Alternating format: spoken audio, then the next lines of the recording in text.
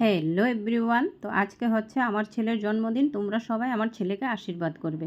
তো আমার ছেলের জন্মদিন হচ্ছে 19 তারিখ, আর এই ভিডিওটা হচ্ছে 18 তারিখের রাতের বেলা। কারণ হচ্ছে কি, আমাদের বাড়িতে তো একটু পুজো হয়েছে, আর সব সময় আমাদের বাড়িতে পুজোর পরে একটু সবাইকে নিয়ে খাওয়া দাওয়া হয়। তো তারপর হচ্ছে খাওয়া দাওয়াটা হয় আমার ছেলের জন্মদিনের দিন। কিন্তু যেহেতু আমার ছেলের এখন এক্সাম চলছে, তাই খাওয়া দাওয়াটা আগের দিনই করানো হচ্ছে, মানে 18 তারিখ।